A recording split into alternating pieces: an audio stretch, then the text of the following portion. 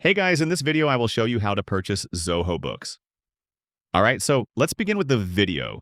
First, go to Zoho Books' official website and log into your Zoho account.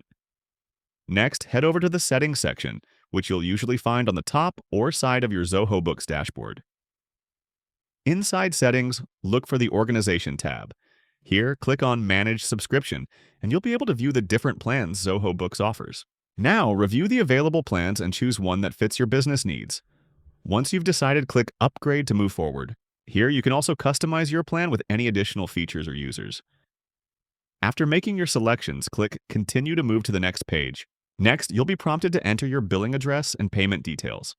Fill in this information carefully to ensure your payment goes through without any issues. Once everything looks good, click Make Payment to complete your purchase. Zoho will process your payment, and shortly after, you'll receive a confirmation email with your new subscription details. And that's it. So that is how you can purchase Zoho books. So that's all for this video. Thanks.